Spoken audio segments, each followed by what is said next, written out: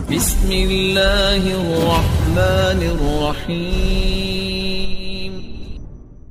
السلام علیکم ورحمۃ اللہ وبرکاتہ۔ الحمدللہ کفا وسلام علی عبادہ الذین اصطفیٰ، اما بعد۔ محترم ناظرین اکرام، آج کی نشست کا موضوع ہے عید۔ اعوذ باللہ من الشیطان الرجیم، بسم اللہ الرحمن الرحیم۔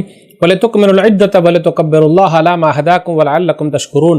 سورہ بقرہ سورہ نمبر 2 آیت نمبر 125 کہ تم لوگ دن پورے کر لو اور اللہ کی بڑائی بیان کرو جو اللہ نے ہدایت دی ہے تاکہ تم شکر گزار بن جاؤ۔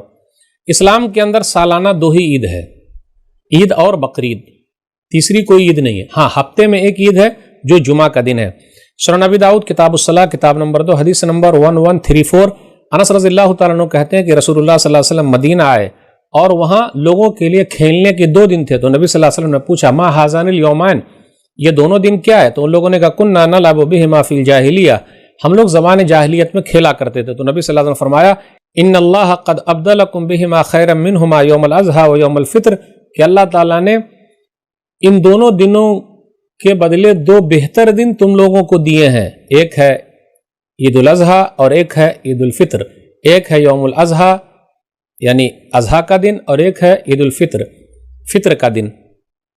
عید کا چاند دیکھ کر اور تمام مہینوں کا چاند دیکھ کر ہم دعا پڑھیں، پٹاخہ وغیرہ نہ پھوڑیں۔ بہت سارے لوگ پٹاخہ پھوڑتے ہیں۔ سنن ترمذی کتاب الدعوات کتاب نمبر 45 حدیث نمبر 3451، طلحہ بن عبید اللہ بیان فرماتے ہیں کہ نبی صلی اللہ علیہ وسلم نے چاند دیکھا تو کہا اللہم اہلل علینا بالیمن والایمان والسلامۃ والاسلام ربی وربک اللہ، اے اللہ ہم پر چاند کو خیر، ایمان، سلامتی اور اسلام کے ساتھ طلوع فرما، اے چاند میرا اور تیرا رب اللہ ہے۔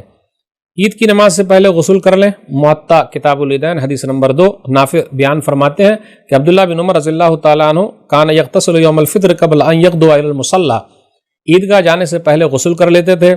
اچھا لباس پہنے، صحیح بخاری کتاب العیدین کتاب نمبر 13 حدیث نمبر 948 948۔ خواتین بھی عیدگاہ جائیں، دوپٹہ اگر نہیں ہے تو دوسرے سے مانگ کر یا دوسرے کے دوپٹے سے پھاڑ کر لے لیں اور عیدگاہ جائیں۔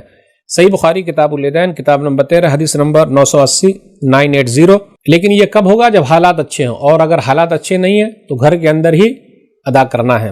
صحیح بخاری کتاب العیدین کتاب نمبر 13 حدیث نمبر 980۔ حفصہ بنت سیرین وہ کہتی ہیں کہ ام عطیہ رضی اللہ تعالیٰ عنہ کیا کرتی تھی؟ ایسی خواتین کو لے جاتی تھی عیدگاہ۔ لتخرج العواتق ذوات الخدور والحیض ویعتزل الحیض المصلی ولیشهدن الخیر ودعوت المؤمنین، یہاں تک کہ وہ نوجوان لڑکیوں کو لے جاتی، حائضہ عورتوں کو لے جاتی اور وہ مسلمانوں کی نماز سے دور رہتی، مسلمانوں کی دعاؤں میں شریک رہتی۔ اسی حدیث میں ہے کہ نبی صلی اللہ علیہ وسلم سے پوچھا گیا کہ اگر ہمارے پاس دوپٹہ نہیں ہے تو کیا کریں؟ دیکھیں پہلے کی خواتین کو دوپٹہ نہیں ہوتا تھا، دوپٹے کی فکر، تو کیا کریں؟ تو نبی صلی اللہ علیہ وسلم فرمایا لتلبسها صاحبتها من جلبابها فلیشهدن الخیر ودعوت المؤمنین، تو چاہیے کہ دوسری جو ہے وہ ان کو دے دے، دوپٹہ پھاڑ کے دے دے اور مسلمانوں کی دعاؤں میں، بھلائی کے کاموں میں وہ شریک ہو جائیں۔ میٹھی چیز کھا کر عیدگاہ جائیں، 1 3 یا 5 کھجور کھا کے جائیں۔ صحیح بخاری کتاب العیدین کتاب نمبر 13 حدیث نمبر 953۔ عیدگاہ پیدل جانا اور پیدل آنا مسنون ہے، سنت سے ثابت ہے۔ سنن ابن ماجہ کتاب اقامت الصلوات کتاب نمبر 5 حدیث نمبر 1295۔ واپسی پر راستہ بدل لیں، صحیح بخاری کتاب العیدین کتاب نمبر 13 حدیث نمبر 986۔ عید کے دن اگر ایک دوسرے سے ملے تو کہیں تقبل اللہ منا ومنک، اور اپنے یہاں ایک رواج ہے گلے ملنا۔ عربوں کے یہاں کیا رواج ہے؟ گال سے گال ملانا۔ اپنے یہاں کیا رواج ہے؟ گلے ملنا۔ تو گلے ملنا ایک رواج کے طور پر ہے، جس ملک کا، جس کنٹری کا ہے تو اس میں کوئی حرج کی بات نہیں، لیکن یہ جملہ ضرور کہیں تقبل اللہ منا ومنک۔ فتح الباری کتاب العیدین حدیث نمبر 575۔ جبیر بن نفیر کہتے ہیں کانا صحاب رسول اللہ صلی اللہ علیہ وسلم اذا التقوا یوم العید، کہ اگر نبی صلی اللہ علیہ وسلم کے صحابہ عید کے دن ایک دوسرے سے ملتے تو کہتے تقبل اللہ منا ومنک، اللہ ہم سے اور آپ سے قبول فرما لے۔ السنن الکبریٰ بیہقی صلاۃ العیدین جلد نمبر 3 صفحہ نمبر 311 حدیث نمبر 6294، حسن روایت ہے۔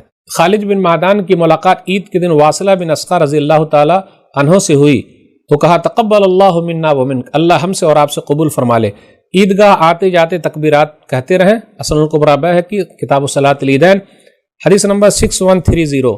پھر اسی طریقے سے جو تکبیرات کے الفاظ ہیں یہ نبی صلی اللہ علیہ وسلم سے ثابت نہیں ہے بلکہ صحابہ کرام سے ثابت ہے، علی رضی اللہ تعالیٰ عنہ سے اور عبداللہ بن مسعود رضی اللہ تعالیٰ عنہ سے۔ مصنف ابن ابی شیبہ جلد نمبر 1 صفحہ نمبر 490 حدیث نمبر 5652۔ اللہ اکبر لا الہ الا اللہ واللہ اکبر وللہ الحمد، یہ نبی صلی اللہ علیہ وسلم سے ثابت نہیں ہے، صحابہ کرام سے ثابت ہے، تو یہ پڑھتے رہیں۔ پھر اسی طرح چاند جب نظر آئے اسی وقت سے پڑھنا شروع کر دیں، اللہ اکبر لا الہ الا اللہ، اللہ اکبر وللہ الحمد، اللہ اکبر کبیرہ والحمد للہ کثیرہ وسبحان اللہ بکرۃ واصیلا، لا الہ الا اللہ، اللہ اکبر، یہ ورد کرتے رہیں۔ عیدین کی نماز سے پہلے یا اس کے بعد کوئی نفلی نماز نہیں ہے۔ صحیح بخاری کتاب العیدین کتاب نمبر 13 حدیث نمبر 989۔ عبداللہ بن عباس رضی اللہ تعالیٰ عنہ بیان فرماتے ہیں ان نبی صلی اللہ علیہ وسلم خرج یوم الفطر فصلی رکعتین لم یصلی قبلها ولا بعدها ومعه بلال۔ عیدین کی نماز سے پہلے یعنی عید اور بقرعید کی نماز سے پہلے نہ اذان ہے نہ اقامت ہے۔ صحیح مسلم کتاب العیدین حدیث نمبر 887۔ جابر بن سمرہ رضی اللہ تعالیٰ عنہ بیان فرماتے ہیں صلیت مع رسول اللہ صلی اللہ علیہ وسلم العیدین غیر مرہ ولا مرتین بغیر اذان ولا اقامہ۔ عید کے دن روزے رکھنا منع ہے۔ صحیح مسلم کتاب الصیام کتاب نمبر 13 حدیث نمبر 1140۔ عید کے دن جائز کھیل کود جائز ہے، لیکن جائز ہونا چاہیے۔ خوشی میں ہم اور آپ ناجائز کام نہیں کر سکتے۔ کتنے لوگ دیکھیے گا جیسے ہی روزے ختم ہو گئے داڑھی چھلا لیتے ہیں، ختم، اور عید کے دن تو جانتے ہیں آپ نئی نئی فلم لگتی ہے، تو شیطان آزاد ہونا چاہیے، انسان ہی آزاد ہو جاتا ہے۔ افسوس آزاد ہوگا شیطان، مسجدیں ہوں گی ویران، الماری میں بند ہوں گے قرآن، گناہوں میں ڈوبے گا انسان، کیونکہ رخصت ہو رہا ہے ماہ رمضان، وہی حالت ہو رہی ہے۔ عید یا بقرعید کی نماز اگر چھوٹ جائے تو 2 رکعت نماز پڑھنی ہے۔ صحیح بخاری کتاب العیدین کتاب نمبر 13 باب اذا فاتہ العید یصلی رکعتین۔ ایک باب ہے کہ اگر عید کی نماز چھوٹ جائے تو 2 رکعت نماز ہے۔ عطا نے کہا اذا فاتہ العید یصلی رکعتین، 2 رکعت نماز پڑھ لے۔ اب مسئلہ یہ ہے کہ پریشانی اگر ہے گھر کے اندر ہی نماز ادا کرنی ہے تو کہا جاتا ہے کہ گھر کے اندر نماز تو پڑھ لیں لیکن خطبہ نہیں ہوگا۔ آخر میں ناظرین آپ تمام حضرات کا شکریہ ادا کرتا ہوں کہ 30 دن تک آپ ہمارے ساتھ رہے۔ اللہ تعالیٰ ہمارے ساتھ کو قبول فرما لے، ہمارے رمضان کو قبول فرما لے، ہمارے صدقہ و خیرات کو قبول فرما لے، آمین۔ اسی طرح میں شکریہ ادا کرنا چاہتا ہوں البر ٹی وی کا، اور جن لوگوں نے اس پروگرام کو بنایا ہے، سجایا ہے اور آپ تک پہنچایا ہے، پوری رات جاگ کر آپ تک پہنچایا ہے، میں ان تمام کا شکریہ ادا کرنا چاہتا ہوں۔